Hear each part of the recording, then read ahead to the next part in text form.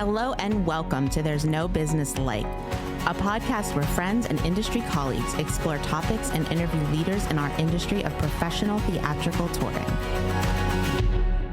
Hello, everyone, and welcome to There's No Business Like. I'm Katie Miller, Senior Manager of Community Engagement at the Midland Center for the Arts, and I am here with my fellow arts administrators, Kevin Maynard, Executive Director of Quad City Arts. Brian Zellmer, Director of KU Presents. Hey, Danielle. Oh, hey, it's Danielle Van Hook from the Alden in McLean, Virginia. And last but not least, Josh Benson, rocking it from Marion, Illinois at the Marion Cultural and Civic Center. I'm so excited for our interview today with Karoline Myers from the Des Moines Performing Arts Center.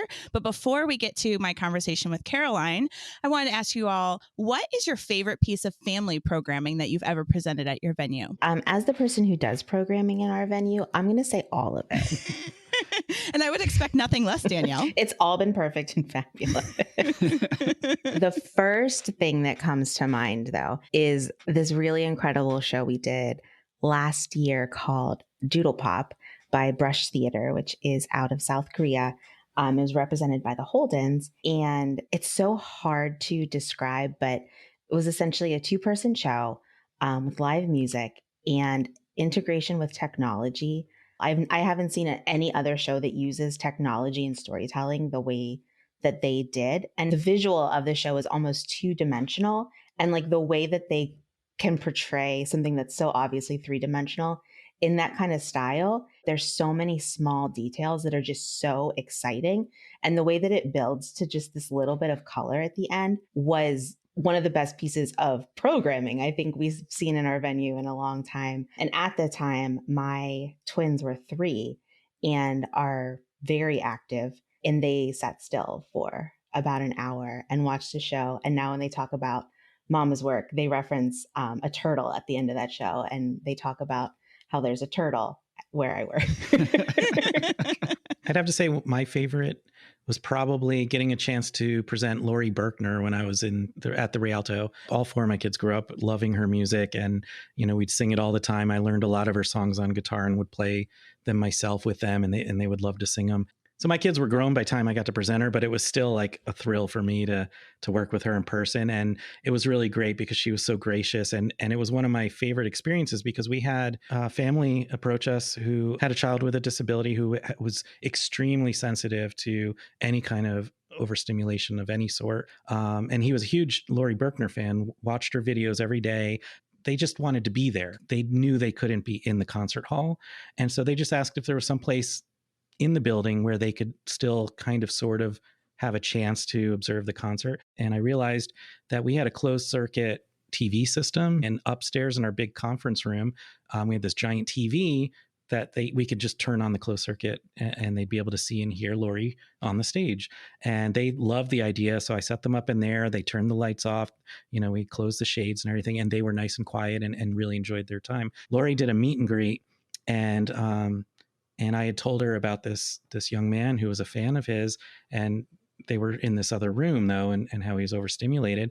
And she asked it, where's this room, when she was done with the meet and greet. And I showed her, and she quietly knocked and talked to the mom, and they were so excited. She went in there, and she didn't just go and say hi. Like, she spent like a half hour with this child. And I was so impressed by that because I would turn to her, like I was standing outside the room, and I'd get her attention, be like, do you want me to save you? Do you, because she was a really long time. She's like, no, I'm fine. She's like, if you need to go do something, that's fine. And it was so gracious of her, and the parents couldn't have been more thankful. It was like the most amazing experience they ever had. And, according to them, that's what they told me. And it was just very touching. And that made me love Lori Berkner even more. My gosh, Brian, I love that. Well, and Brian, Lori is such a legend in the children's music world. And I will tell you that we brush our teeth to Lori's fish song. That's how Leo learned how to brush his teeth. So she also has a toothbrushing song, but anyway, yeah, my daughter loved that one. Gonna have to find that one. So we haven't historically done a lot of family programming. We are changing that and starting to incorporate more family programming into what we do. But we've always had local theater companies that have put on different shows in the hall and bus kids in for them. And one of my favorites was a production of Beauty and the Beast. They did the entire thing as steampunk. And so everyone was represented as a mechanism or like a creation. it was just a different way to do the magic. And I love that different concept when applied to Beauty and the Beast. Which mechanism was your favorite? My favorite mechanism was the feather duster, because they had cables and gears across the shoulders that would cause the feathers to move back and forth in that costume. It was just really cool. That is really cool. Back when I was at the Orpheum Theater, we used to have our youth entertainment series. And before I started there, they had sort of some stringent rules about like what could be on the series, what couldn't be on the series. And it was very much like sort of that concept of like, what is art? What is theater? That kind of thing. And so one of the first things that I brought in was Dr. Kaboom from Simon Shaw. Lots of fun energy, like has a nice science base, but really is like very engaging with children. For me, it was the first time that I had seen a performer on our stage that you could literally watch the kids light up, and you could see like why this was impactful. And for us, like the added benefit was that there was the education component, which that was at the time was you had to have some sort of education component. Like you couldn't talk about all the great things that, theater does outside of just, the learning aspect of it.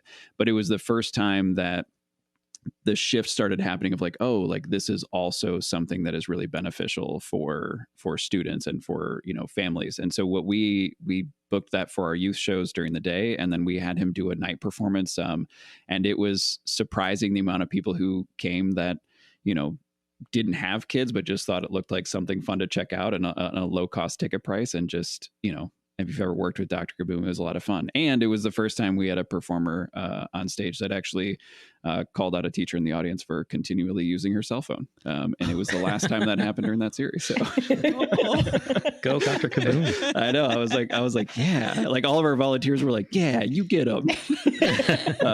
But just like laid the groundwork of like, hey, these students are learning from you right now. Like this is a learned behavior. And I was like, that's awesome. Bravo, man. It would have been even better if he blew up her phone.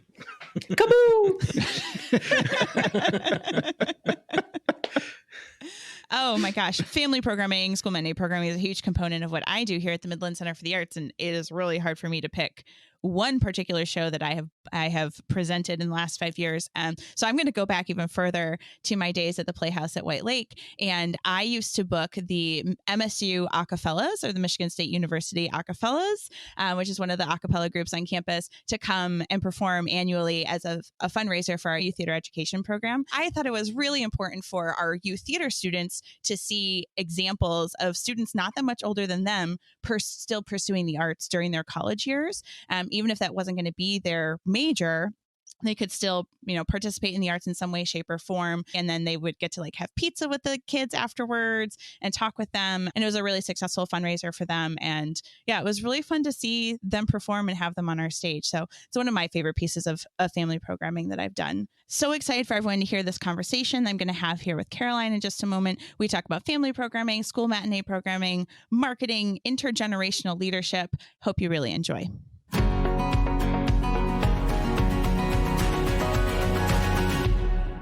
Hi, I'm Karoline Myers, Director of Education at Des Moines Performing Arts. Hello, Karoline. Welcome to There's No Business Like. So excited to have you on the podcast today. So Karoline and I know each other through our work in family and school matinee programming, and I think we met on Zoom, and now we're actually friends in real life. It is amazing how some of those Zoom connections over the last few years opened up new opportunities for relationship building and collaborating, and it's so exciting that now we've actually had the opportunity to meet in person. It's so great because I feel like we have the same programming brain, and we have exchanged so many emails about programming and what are you bringing in and what are you thinking about. And so I just really appreciate you spending time with us today, and I'm ready to dive into some great conversation. Looking forward to it. What I'd like to really start with today is, let's start with your origin story. How did you get into the performing arts, and how did you end up where you are today? Yeah, it's always interesting. And I think, as somebody who works with a lot of young people, I oftentimes have people ask me, like, how do I do what you do? What do I need to study? There's no one pathway. And looking back at it, it kind of feels like maybe where I landed with my career feels inevitable, but at the time it certainly didn't. I was definitely a young person that really enjoyed the arts. I found really kind of my passion, and where I found my joy was I was very much in band, and I was the theater kid and choir, and doing all of those things in school really was kind of my extracurricular and my heart outside of the classroom, but knew by the time I was ready to start college that I did not want to pursue a performance career. I knew that much about myself. Ended up at a school that has a really robust music program and encourages participation by majors and non-majors, but they also have a fantastic professional fine arts series that they let students take a really large part in helping to manage. So I started by volunteering and doing front of house work, and then I did all of our on-campus publicity and marketing efforts. So kind of got some hands-on marketing skills for the arts, and then kind of took leadership of that student committee where I was kind of coordinating all of our student volunteers, and even had the opportunity as a college student to attend the APAP booking conference a few times. And so it was this real crash course in arts administration and opening my eyes up to this whole ecosystem that was happening behind the scenes that, as a young person, even as one who enjoyed participating in the arts, really had no idea that this whole world existed, making it happen behind the scenes. And then even upon graduation, still wasn't really sure that this was my pathway, but really kind of got connected through that network with an opportunity that opened here in Des Moines that was in the education department, and thought, well, I'll try it. And it ended up being this amazing fit with some of my other interest areas that I was also cultivating along the way. I'd always really enjoyed working with young people. My job for many years in college in the summers was working in childcare and doing programming for school-age children. And so it became this really unique fit of all of these different parts of me that I had been exploring and just didn't quite see on the front end how those could all come together and manifest themselves in a professional career. But I am so glad they did. I love that journey and the hands-on learning opportunity that you had during your college years. That's not always the case with students that are interested in pursuing maybe the business side or the admin side of things. So I've loved that for you. I think that's like a really special part of your journey. Yeah, it was a really special investment that the college was doing at the time. And some of it was necessity of just how are you creating that workforce to make these fine arts events happen. But at the same time, it gave me so much resume building, career skills, and just the ability to really pivot that. And as a young professional, say, I can step in and I can do this. I can do the pieces that you need for this growing program. Wow, that's so cool. So then once you ended up in Des Moines, what have your roles been there since you landed there? So I have been with Des Moines Performing Arts, believe it or not. I'm coming up on 13 years, which is much longer than I think I would have anticipated when I first started.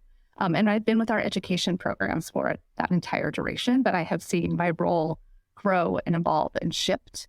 I've been very blessed and fortunate to be with an organization that kind of in the first half of my tenure was really committed to growing and expanding the breadth of our programs. We got to design on the ground level a lot of the programs that we've introduced, and then have worked my way up into more of a management role. And now I'm leading our department. And it's a much bigger department than it was when I started. So it's been kind of wild to think back on the evolution and all of the kind of different mile markers that we've hit with the growth and expansion of our programs and the opportunity to grow alongside them. That's fascinating. And so I want to dive into that growth trajectory for you alongside not only you personally, but also the programming side. So can you tell us a little bit about the elements of the arts education programming at Des Moines? And then you mentioned you had the opportunity to actually grow those and design some of those program elements. So can you talk us a little bit through what you're currently doing, and then what were some of those opportunities that you had to design some of those programs? You know, as we think about kind of our slate of programs, and many of these programs are ones that our counterparts and other performing arts organizations also have, but I think every organization with an education program kind of looks at a unique way of how they put the puzzle together based on their particular mission and interest and their community need. But for Des Moines, so our largest program is our Bussin' School Matinee program. And that was the program that was really in existence. It was the first program we introduced. I actually came through that program as a young person, if you can believe it. So our Bussin' School Matinee program is quite large, generally 12 to 14 titles a year. And pre-pandemic, we're serving about 50,000 students a year through that program. So it's wow, that's incredible. Quite sizable with its reach. So that's definitely kind of what we're most known for, if people only know one thing. And then we do quite a bit of work of trying to get artists out into classrooms. We have out teacher professional development program that we run in connection with the John F. Kennedy Center's Partners in Education program. So how do you bring arts into everyday classroom instructional strategies using arts integration? So those are kind of our curriculum-based side of work in our education programs. We also do quite a bit with musical theater education. We're the state's largest Broadway presenter. So musical theater and Broadway is very near and dear to our heart. Our summer camps largely have a musical theater focus. And we also run the statewide Iowa High School Musical Theater Awards programs. We work with schools all across the state, sending reviewers out to see their high school shows, giving them feedback to help them grow and strengthen their school drama programs, and then providing opportunities to celebrate the work that's happening in those school drama programs. We're a national affiliate to the Jimmy Awards through the Broadway League. So there are several programs like that across the country, and we're very fortunate to work on the one that serves our state. Moving out of kind of the school realm and specifically thinking about young people, we have our slate of community and audience engagement opportunities. And this is largely working with how can we build meaningful connections with the art on our stages, with the different tours coming through, whether it's Broadway, dance, music, and working with those artists to get them out into the community to build meaningful connections with folks that maybe wouldn't come through our doors through a traditional ticket pathway. So workshops, master classes, kind of breaking down those barriers and helping to build personal and meaningful connections between community members, audience members, and the artists on our stages. Wow, that is a lot. That is a lot to manage. It's a lot to keep track of. And it's a lot of spinning plates. Yeah, absolutely. And so, so which of those programs maybe do you feel like you have the most ownership of or really helped develop over the course of your career? What was that like to be able to actually like take something from maybe an idea to fruition? So when I look back at kind of the slate of programs that we had, the only ones that were in existence prior to my starting and joining the team was the School Matinee series, which was scaled considerably smaller when I started. So we saw this really rapid growth in the first handful of years that I was on the team, which was due to a variety of factors, both with some commitments that the organization had made to reduce ticket prices to increase access and some other things that were happening in the community. So that really skyrocketed. And in those first years, I really got to dig in and kind of develop what our curriculum, materials, and supports look like. My degree is actually in English, so I was able to put my writing skills to use in addition to events management and helping to put here are the themes or here are the big ideas in this production and how can I distill those down and help young people make those connections. So it was really great to put a stamp on that and was able to, quite early in my career was DuMoine Performing Arts, kind of take on the lead programming role for that series. So it was great to have that ownership. We introduced summer camps very early in my tenure. We've seen those grow. And I was also part of the team that launched the Iowa High School Musical Theater Awards 10 years ago. So that's probably the one that feels like it has one of the biggest pieces of my heart, because we started with 9 schools participating that first year, very much in central Iowa. And today it serves over 90 schools in every single corner of the state and has become this really flagship program for the theater students and schools across the state. So that feels particularly, it's a big machine, but it's one that I can remember lots of late conversations and trying to think through what are we dreaming up now in this first iteration, and what are we doing to set the building blocks for where we see this potentially going, and really building a strong foundation for what we want this program to look like long term, and our goals for how it can be a big piece of the puzzle for the makeup of arts education in our state.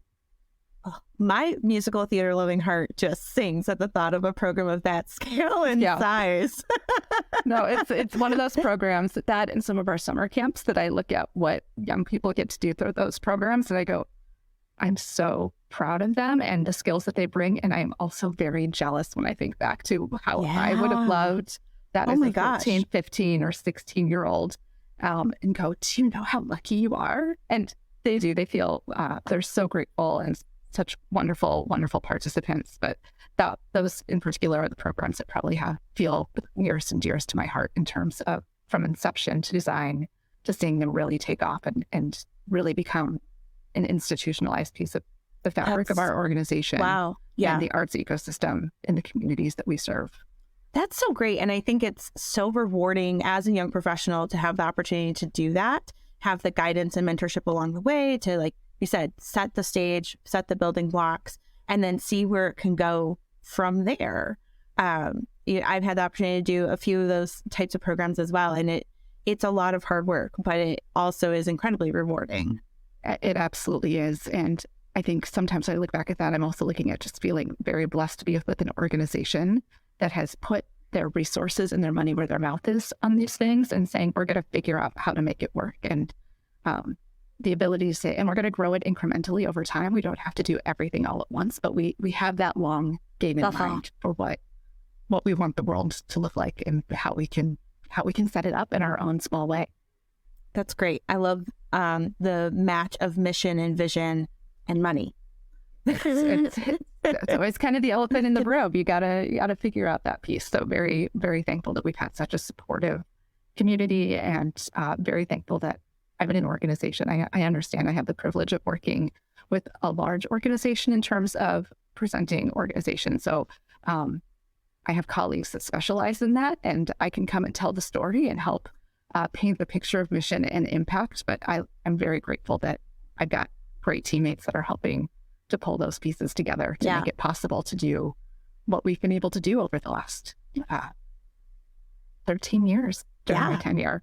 That's incredible. And that's a perfect segue into the next thing I wanted to chat about, which is that kind of meshing of community engagement, education, advocacy, and audience building work. So education, lots of times for performing arts organizations, is kind of at the core of that intersection, because you have the community engagement part, you have advocacy because you are talking to donors, you're talking to funders, you're talking to other community entities about the importance of arts education in particular. And then there's like an audience building component. So as someone that's been doing this work, can you define for us a little bit, like in your world at least, what does community engagement mean versus audience building? And then how do those pieces fit with education? How Des Moines puts those things together for not only your local community, but really at a state level. Katie, you've been in enough of these conversations at conferences or gatherings that sometimes we get really hung up on what's the difference between education and engagement. We must define these things. Oftentimes, education becomes this catch-all, but to the outside observer, education means schools, or it means something really formal. And certainly we do a lot of work with schools, and we're trying to tie into their objectives. And they're one of our biggest community partners in terms of delivering content and working with young people. And community engagement to me is kind of that two-way back and forth. Oftentimes, I think for many years, outreach was really the word that was in vogue, but it kind of had this one-way connotation of we're going out to you and we're bringing all of the answers and we're going to bring you this great thing. But I think community engagement is much more about what are the partnerships that we can build and where can we find mutual satisfaction or things that are beneficial with the programming that we have or the artists that we have the pleasure to work with and meeting with you. So really finding that unique match. Community engagement in some ways, at least as I look at across our programs, maybe feels a little bit more nimble and a little bit more bespoke, because we're oftentimes matchmaking between artists, and we might have community groups that we have longstanding relationships with, and we're always kind of on the hunt for the right opportunity to engage them and keep them in as part of our family. But we're also always open to, when we work with an artist, who do you like to work with? What's really meaningful for you when you show up in a community and say, well, maybe that's not somewhere that we have a relationship now, but we'll certainly do our best to cultivate.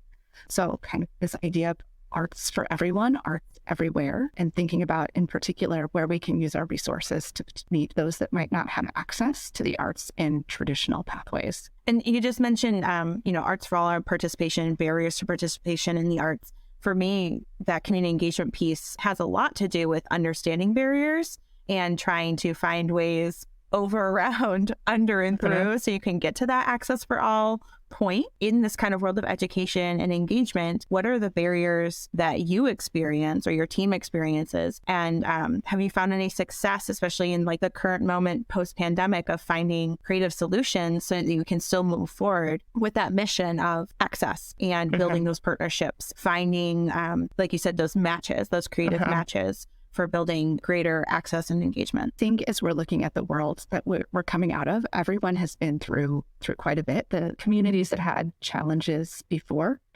those have only grown. And as we think about bandwidth and people's just emotional ability to take on more, sometimes when we're looking at community engagement, it seems like a great opportunity, but we have to be really mindful of, even when we're bringing something to you or we're making an offering for something that's free, that still takes mental energy and time on the backs of our partners, entering into those conversations really open-hearted and not having set expectations about what that experience will look like, thinking through and having the opportunity to invite, share with me what your hope is for this experience, share with me what you see as the barriers, and then let's think really creatively together about how we can remove as many of those as possible is really important. And also being willing to say, if it's not the right fit right now, we understand and we want to just keep this relationship going. So when we do have the opportunity that's the right fit, we'll already have a relationship built on mutual respect and understanding. So I think keeping in mind that long game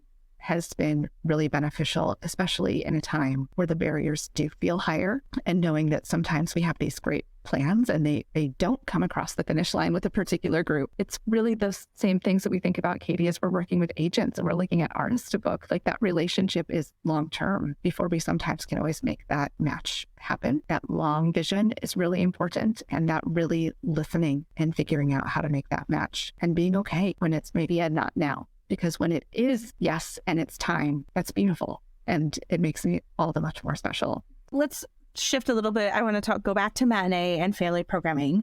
So we share in our professional lives, we both program school matinee series for our respective organizations. And we have talked a lot about potential programs and what do you think? And so what is your programming philosophy? Because you program 12 to 14 matinee shows a year. And for those that may not be familiar with this programming model, what does a school matinee series kind of look like? And then what is your programming philosophy? What are the things that you are on the lookout for when it comes to artists that you're going to bring in? Because you're going to be servicing 25 to 50,000 kids in a year. Right. So that's a lot of different things to take into consideration. Yeah. So, high level, if for those who might be listening who don't have a strong sense of what kind of school matinee programming looks like in the touring sphere, these are typically bus-in programs where you are bringing in professional touring artists or companies that have a focus on work for young audiences, or they've developed maybe a shortened version of their public show that is appropriate for school audiences. These are typically hour-long experiences. Some go longer, but the standard model is a 60-minute start to finish. So we're really thinking about bus schedules and pickup and drop off and school lunch schedules. Like school calendars are no joke when you mess with them with a field trip in the middle of it.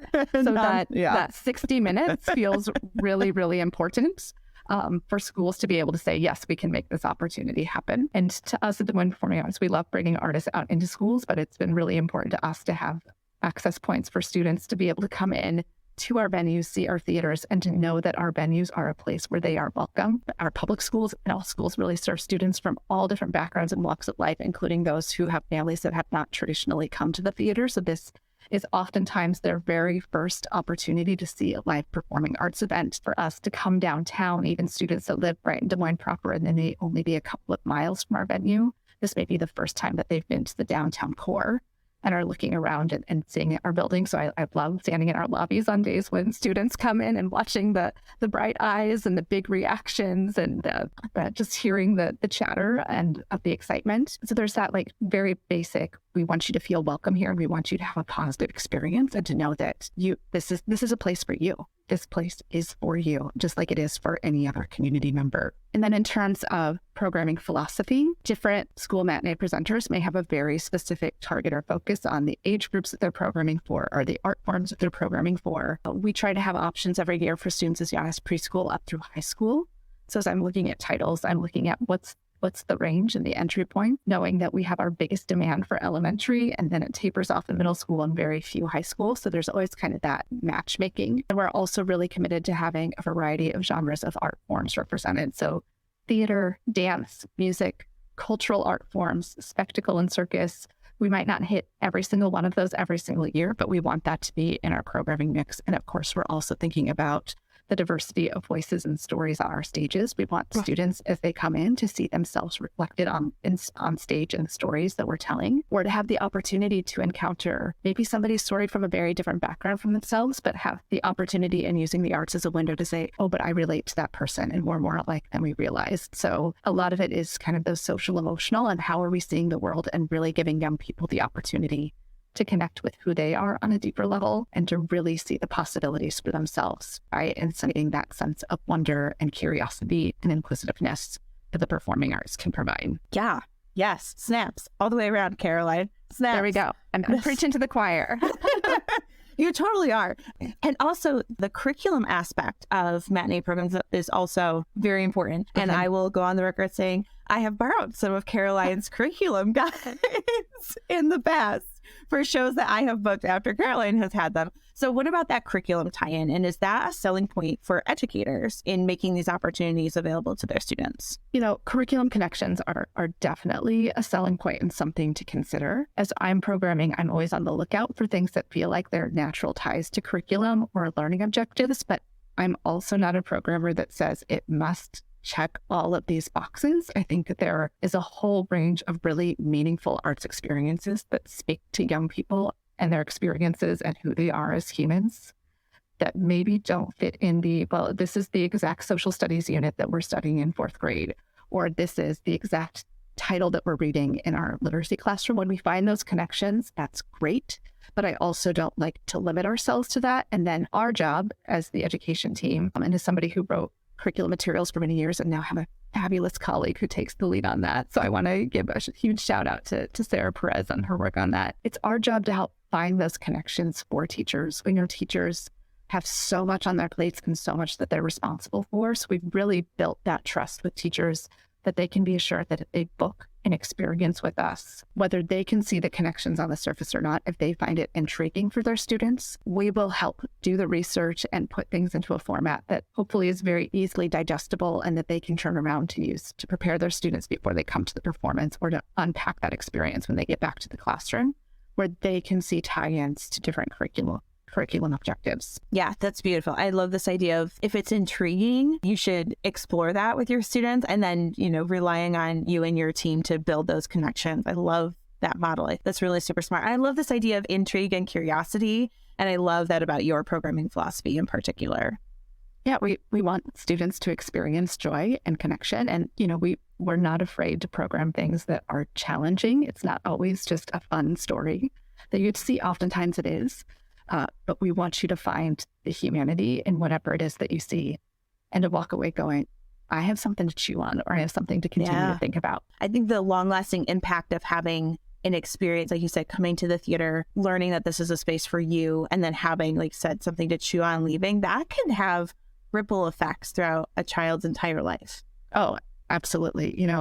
It's so fun to be in the theater on those days and to hear the giggles or the oohs and the ahs or the gasps, depending on what's happening. And that in and of itself is a valuable experience. But I always walk away being assured that in every single audience of students and young people, there is at least one child who has been forever changed. We may not ever know what it was that suddenly made them feel seen or gave them new confidence. But I am 100% convinced it happens every single time. So you just outlined really why school matinee programming and working with educators is important. So on the flip side of that coin, what about family programming? Families have gone through a lot in the last few years. They have had seismic shifts in how they operate, how they're interacting with the world. So why is investing in family programming such an imperative, not only for families themselves, but also the future of the art? It's a really rich question. And there's so many parts of me that I'm like, because it's just wonderful, right? Like that's the answer I want to say. Like, just come have these warm, fuzzy moments. And can't you just see at the surface level about why this is a good thing? I think for families in particular, they're looking for ways to connect as we've gotten more and more screen focused and more busy in our lives. I think to come to the theater and have a shared experience that can be enjoyed by from the 4-year-old to the 10-year-old parents, grandparents, is such a unique thing that we can all be sitting and enjoying something together, and then we can talk about it when we come home and reflect on those memories. I think it's really a wonderful way to build in these meaningful opportunities to land together and to have a shared experience that I think families have really come to appreciate. We're in a really unique moment that we, lost 2 years of audiences, and family programming has to rebuild its audience on a much more rapid cycle as young people age in and out. So that's one of the challenges that I think is not unique to us at this moment. But as families find us, it's been remarkable to hear those reactions and even overhear that in the lobbies as they come in and as they leave about the value that they found. I think as we're thinking about the field as a whole, I think family programming offers a unique aspect to what we do that remains accessible. Some of it's about audience development. It's about planting those seeds of, again, just like we're doing with schools, that theater is for you and it's something that you can enjoy with others. Oftentimes, what entices donors or sponsors, Steve, to our family programming is that idea of growing tomorrow's audience. And that's certainly true. But it's also about audiences of today and providing those high quality experiences, hopefully at a more accessible entry price point than maybe some of the more commercial or evening offerings where parents have to look really hard at it's different than buying 2 tickets for a date night when you're suddenly buying for kids and multiple, and you have to really think through that. So to me, it's a big part of just the fabric of how we remain accessible as an organization to our community, and saying theater is not just for adults, and it's not just for adults of a certain level of means. And it's some of the ways that we can break down some of those perceptions of barriers that, whether they're real or not, we want to be thinking about intentionally as we're thinking about both our audiences of today and our audiences of tomorrow. So in terms of, like you said, there's rapid turnover in family audiences. So because kids grow up and they age out of, you have preschool audience for the Rainbow Fish, for instance, and next year they're no longer interested in the Rainbow Fish. They're looking for a Magic School Bus or, something else. In terms of thinking about the programming cycle, the family cycle, and then marketing to that, what are the factors or considerations you and your team put into reaching out to families, developing family audiences, setting those ticket price points, marketing materials, because it is a much more rapidly changing audience base than, your 45 plus, for instance. Yeah, absolutely. But, you gain a Broadway subscriber in their mid 40s to mid 50s, and hopefully they're going to stay with you for multiple years. From a programming standpoint, I'm constantly looking at, well, is this something that's going to be enjoyable both by the young person and the adult in attendance? We want parents to enjoy their time at the theater just as much as young people, and also really thinking about which side of the young audience does this skew to? Does this have a broad enough appeal that a preschooler can enjoy it and understand it, and also hopefully students up into elementary school, because there might be sibling groups and that kind of thing. And if you're leaving out one side of that spectrum, it can be a little bit more challenging for parents to say this was a successful experience to bring the family out for. I think we're really trying to figure out what the right mix is for marketing. We came out the gate with our family programming, 12, maybe 13 seasons ago, and got a lot of really great response and kind of media attention for it while it was new. And now it's become so baked into our programming that working with media partners hasn't necessarily worked in quite the same way. So continue to cultivate those media relationships. I think we're doing a lot more with trying to connect with the mom blogs and other avenues that are specifically working with families with young children, and just continuing to build that list. And I think one of the things that I've been struck by as we've been welcoming our first family audiences back is the number of families that I hear say, we've never done this before. I had no idea. Before all of our family events in our main hall, we take over all of the lobbies, and we have all sorts of different family-friendly activities that relate to the show that day. And even people who bought tickets that maybe missed the memo that this is part of the package. These are the things you get to do on top of seeing a great 60-minute show. They're surprised. And I think it's leveraging them to be your next best advocates and to tell your friends, because they are hooked in with friends through school or preschool, and saying, come along with us. I think that is something that we're trying to kind of figure out how to activate on, but that kind of additional level of trust, because the word of mouth has slid off for a couple of years, and you do have to continually replenish, probably every year, 10 to 20% of your audience as people age in and out. And as you think about parents and everything on their plates, oh my gosh, they're just trying to keep their heads above water, just to say, let's add one more thing on top of groceries and pickup, and just what does everybody need for the next day? To have those trusted relationships in their network to say, this is a great experience and we've really enjoyed it and you should come along too, I think is the key that we have to keep thinking about. I love that. That is, I think, great advice just across the board, but in particular for those youth and family audiences. And as a parent, that resonates so deeply. And the word of mouth truly is, I think, the best recommendation you can have, parent to parent, mom to mom, dad to dad, because who are you gonna trust? The ad in the newspaper or, who you're standing next to in pickup line at school? Exactly. did you even have time to pick up the newspaper or to get fed that digital ad? Like, and all of those things are important and they matter because it is building that larger awareness. Yeah. And I think when people are seeking, I feel like we're seeking personal, like person-to-person connection now, because like you mentioned, screen time and everything else has increased so much. It makes a lot of sense to me to really try to cultivate that word of mouth, personal network kind of influence sort of thing. So I love that. Thank you for sharing that. So let's switch gears just a little bit. I know your role in Des Moines has changed a little bit recently, and you are now managing the whole education department. And we're similar in age, and we've had a little bit of a similar career trajectory. So I'm just wondering, how is it going managing a team, especially as maybe an elder millennial? I think we've had a lot of conversation in recent years about intergenerational leadership and kind of shifts in the industry as people have come and gone and entered and changed roles. So what is that like managing a team kind of in this phase of life or phase of career for you? I had the opportunity to manage really the day-to-day of the education department before I moved into my current role. So I was working in the day-to-day with many team members, but it's definitely a shift stepping into that director role where I think oftentimes managing the team, I was still kind of maybe thinking about managing programs more than I was thinking about managing people and managing a team. So that's been a little bit of a shift. I don't know if you know this about me, Katie, but I'm a very detail-oriented person and I like to be in the weeds.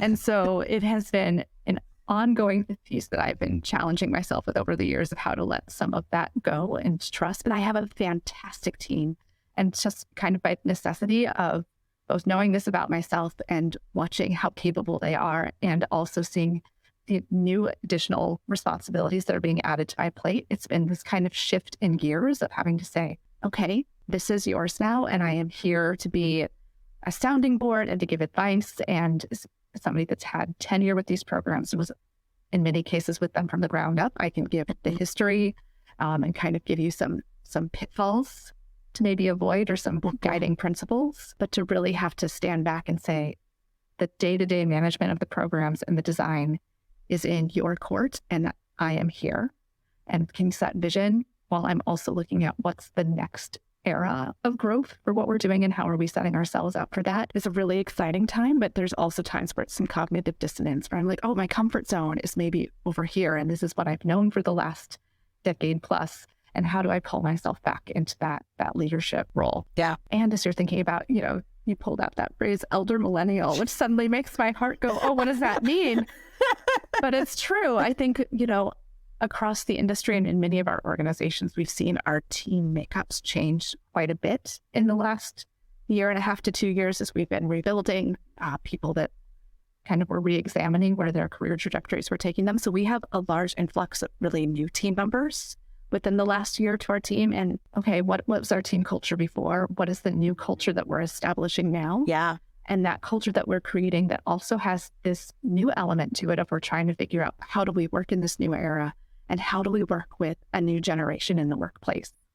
When I started at Des Moines Performing Arts, I was one of the youngest, if not the youngest member on our full-time team for a window and a period of time. And standing back and looking at my team now, I'm very aware that there's a new generation that has joined our team, and they are idealistic and they are enthusiastic and they have all of these great ideas. But it's also this change in dynamic of some of like, okay, what do you bring to the table and how do we create this culture that honors our Gen Z voices, our millennial voices, our Gen X voices, and our baby boomer voices? Like there's 4 generations in the workplace right now. And it kind of came all at once as we were rebuilding back, is how it feels, at least in my lived experience as I think about the dynamic of our team. So there's all of these kind of confluence factors that are all kind of coming in at one time. So it can be hard to pull apart which aspect are we looking at, but it's exciting. So then what does that feel like? Like I feel very similarly to you, which is why I wanted to chat with you about this. Like we, as on the podcast, we call ourselves midfielders. We're the ones that are like been in the industry like 12 to 15 to 18 years, right? So we know what it was like to be the youngest person in the room, right? Like you were just saying, like coming in, fresh ideas, fresh eyes, but not always, being in a leadership role. And now we're shifted, right? We've been in the field for a while. We have a lot of experience under our belts. We're not the youngest person in the room anymore, but sometimes, like, I know that I have really had to shift my mentality. So what has that been like for you and then added the added responsibility of taking on leadership of a team. That idea of being a midfielder, it's one of those things that you don't necessarily wake up one day and just realize. But I think there's this extra, like we've had this en masse moment of introspection over the last few years where we're all examining what we want out of our lives, what was our day-to-day before, and what do we want moving forward.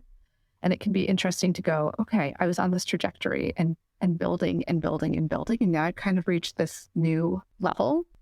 And what is it in my work that is still, not that our work is about serving us, but what is it that's still making my heart happy and bringing me joy? What are the things that I am ready to let go of? What are the things that I am eager to move into, to give myself that continuous challenge? And that can feel messy in terms of where are we making space for those that are coming up that we're cultivating, and where is space being made for us kind of in that midfield to step into those roles. And it's not a clear delineation of you stop and you start. Like it's all going all at once. And then you add on top of that the programming that we're doing and trying to have our programs maintained and this level of quality. I have felt a lot of pressure in that and trying to go, okay, is that pressure self-imposed? Where is that coming from? And really looking at how do I give myself grace while creating that room of saying, like, it's going to be messy for a while, and that's okay. And we're going to learn through that, and it's an opportunity. But keeping that top of mind sometimes is easier said than done. So giving ourselves those moments to pause and think about where we've been, where we're going, and saying we don't have to have all of the answers in this exact moment. Yes. We're going to head towards wrapping up. Okay. So think back to the beginning of your career, maybe those college days when you were first getting started and learning the admin side of things. What do you wish you had known then that you know now? I think as a college student, I would have had a better sense of the power of relationships in this work. I'm a naturally introverted person and kind of relied on, I'll put my head down and I'll get the work done. And it took really jumping in with both feet and over time to see just the power of building those relationships, not feeling like there has to be a lot of pressure on them for something to happen right away. We were talking about that a little bit earlier. I could have cultivated some of those skills and that would have helped me out a little bit earlier in my career. The other thing that I wish I would have known as a young person, and I still am telling myself this day, is it's okay to give yourself grace, and it's okay to not always put the pressure on yourself for everything to be perfect. We've had lots of conversations, both interpersonally with friends and colleagues in the industry, as well as kind of industry convenings about the level of burnout that our industry can sometimes experience. And I think that was exacerbated over the last few years for many of us. How do we set up those healthy boundaries of saying, I love my work, I'm passionate about my work, I will bring the best of myself to it, but how can I also make sure I am giving myself the space so that I'm maintaining who I need to be outside of this work too, is something I'm continuing to think about, but I wish I would have had a little bit more at the forefront of myself as a young person. Yeah, I feel that, Karoline. I really do. I had a feeling. We're in the same headspace. All right, Karoline, wrapping up. Final question. What do you like most about working in the industry today? The thing I love most about working in this industry today is there's just this feeling that when we do well, we all do well. It's such a spirit of generosity. I think one of the things that I love about the arts in general and working in performing arts is our product changes all the time. We get this like lovely gift to shop and peruse and to fall in love with things and to bring it to our communities. So that helps it feel fresh. But because that product in some ways feels very sterile to talk about what we do, but because what we are bringing and quote unquote selling changes so rapidly, it's oftentimes those relationships that are really what sustain us. So the friendships that I've been able to cultivate with agents, with fellow presenters, with educators in our community, we're going to continue to find new great things that serve our community. The door that's opening that is the relationships that we've cultivated in those sustained relationships. And I think the last few years have been really hard in many ways. And the saving grace was my people, to have those heart-to-heart conversations. And sometimes they were business focused and sometimes they were just person to person about how are you doing? How are you managing? How are you thinking about your work and how you want to intersect with that work really is the thing that I feel the most grateful for. And I think it's the thing that feels the most sustaining and the most real. And it's the part that maybe our audience members don't see, but it is so core to what we're able to do to create these great opportunities.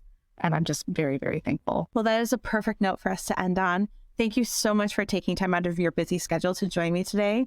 I just appreciate you so much and what you bring to the youth and family field. I appreciate our relationship, both personal and professional. And I'm just grateful that you gave us the time today. Thank you, Katie. That was such a great interview with so much great insight into family programming, not just family programming, but the education role within theater. There were a lot of different things in there that I hadn't thought about. One of the things with family programming is how fast the audience turns over with that, with the kids growing out of it. Audience retention is literally impossible because the kids grow up, and how much of a challenge it is because you have to build that audience almost from scratch every year, or a portion of it every year as kids age out. And I thought that was a really interesting thing that I just hadn't wrapped my head around before. Josh, frankly, I had the same reaction to that. And Karoline and I had a similar conversation about that point in particular, I don't know, maybe 4 or 5 months before we recorded this interview.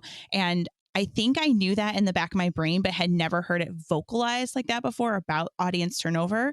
10 to 20% of your audience is aging out. And frankly, since then, like that has changed everything about how I'm thinking about marketing for families and the strategies that I'm working with our marketing team on. And that's why I love Karoline, is because she is so embedded in the work and she has so much experience that I really think that she thinks about things so much differently than a lot of us in the family and school matinee programming sphere. Katie, I really loved your conversation. It covered so many different topics, and there's so much that I learned in that. I loved your question about curriculum, and I loved Karoline's response talking about sometimes it may not be a direct match with curriculum, but it's still important to present. And that it made me think a lot even about how she likes to look at the whole family and see if it'll be something that will appeal to not only the toddler, but the older child, and be something that the parents or grandparents would enjoy sitting through. And that's something that resonates with me, having just launched a family series myself, trying to attract a multi-generational type of audience. Well, and speaking about the way it appeals to different people in the family, I love that the way that she presented that it's not just an entertainment experience, it's a way to connect with your kids or your grandkids. And I love that point about the programming itself. Yeah, I think a lot about what my like mission statement or like my curatorial sort of thought process is on booking just a youth and family season. And I like to think of it as really just a family series. And in some ways, kind of taking the focus on a certain age group or the children kind of out of it.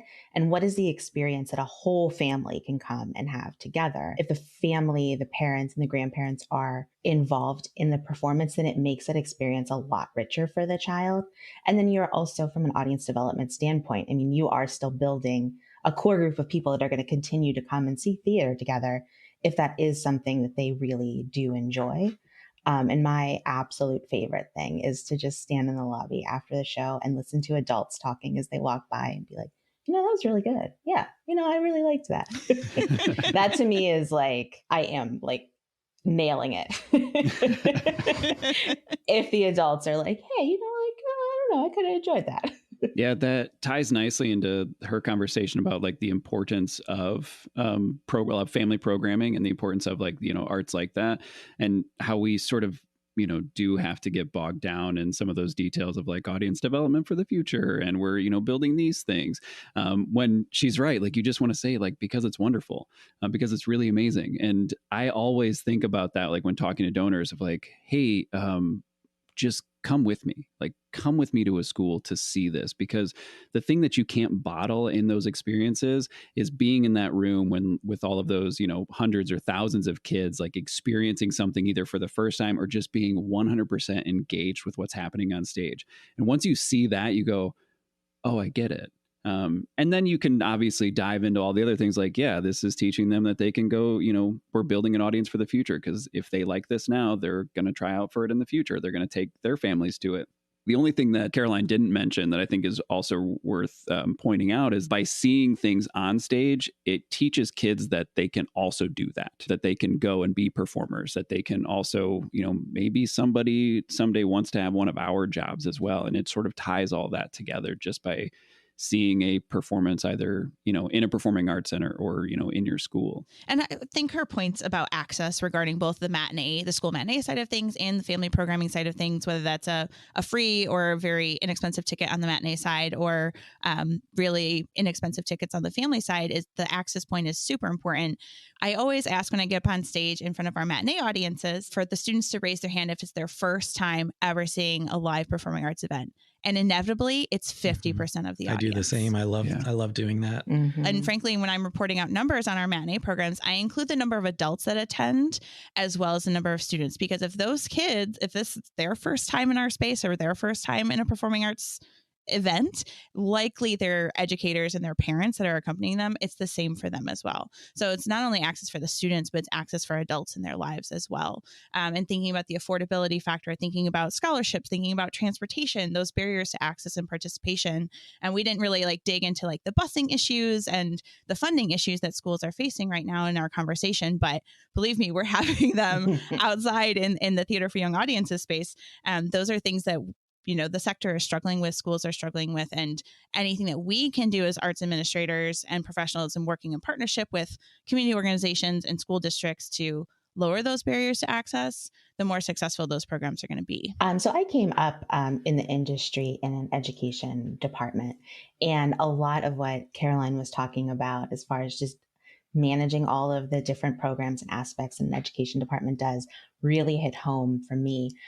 There's an incredible sharing that I think happens between a lot of the major education theater creators in the country. And as far as creating ideas for programming that can be replicated in other places, it's a hard process, depending on what those programs are, to replicate it in a certain area, because everybody's got a different population. Their geography is different. There's so many different things, but the core of the program can really be applied.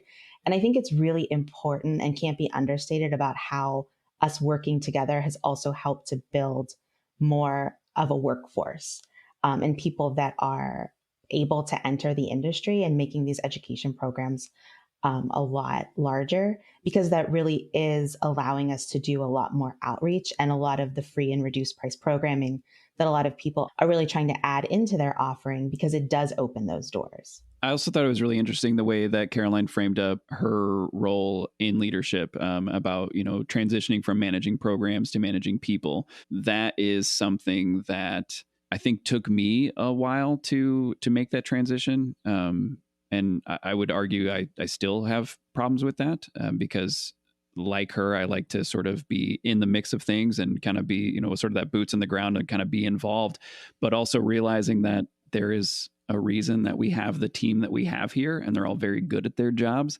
And I can't do everything, nor can one person. And yeah, it's, figuring out how to manage people and expectations versus the day-to-day of the programs. And that was framing that up, I thought was really nice and sort of important to highlight.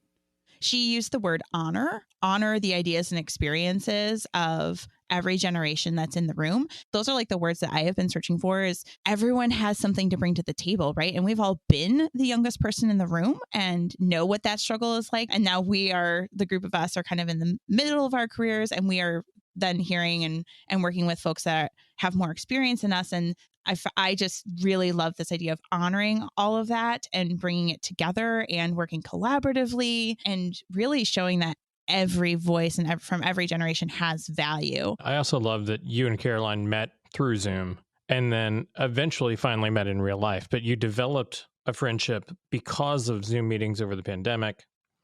And in turn, it just makes me wonder how much more connection there really is and that has happened in the industry because we were forced to just be at our screens for so long that wasn't there before because we didn't have the time to do that before. I hear a lot of people talk now oh, you have to be in the office because that's the only way to build rapport. I mean, Katie and I also met on Zoom, and I hope to someday be her friend as well. And but I'm saying I've made a lot of genuine connections through Zoom with people that I haven't met face to face yet. And then when I do, it's we've already built. It's not because now we're meeting in person now that we can have a real relationship. No, we actually became friends before we actually saw each other in person, and because of all these meetings. And so it is possible online as well. Zoom curated these relationships that wouldn't have happened otherwise because we would have just been in the office. I would say, though, that a lot of the connections I made during the pandemic would have never happened just because of purely geography. And so I'm really grateful for that. And I'm really grateful for my relationship with Karoline. I want to be Karoline when I grow up, if that wasn't evident from the course of our conversation. So thank you so much, Karoline, for your time, for sharing your wisdom with us. And we will see you the next time around on There's No Business Like. All right, everyone. Thanks for listening to There's No Business Like. Our producers and hosts are Brian Zelmer, Josh Benson, Kevin Maynard, Katie Miller, and me, Danielle Van Hook. Views expressed in this podcast are ours alone and are not reflective of the organizations we are a part of.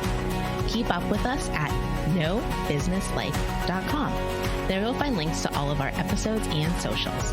If you like this podcast, give us a like, a follow, a review, or our favorite, a 5-star rating. Oh, wait, what was that site? I got it, don't worry. It is nobusinesslike.com. Do I sound out bus-I-ness every time I type it? Yep, sure do. Stay in touch, my friends. I have crackers in the back of my throat. It's like scratchy. What did you have for lunch? Crackers. Was it just crackers? Were you not listening? Damn it, Kevin. No. Sorry, now you're going to lose me to the giggles. That's never happened before. Sorry, I can't even talk. Okay. No, I had cheese and crackers and like one of those tuna pouches. And then my boss, you want anything from Jimmy John's? I was like, oh, bring me back a pickle. You know how they do like the big pickles and they slice them up? And I was like, oh, That'll clear out those crackers. And so he did. He brought one back with his sandwiches for other people, but they didn't slice it. So then I had to like get a knife and like cut it up, and it was a whole ordeal. No, you can eat that like a long apple. Rather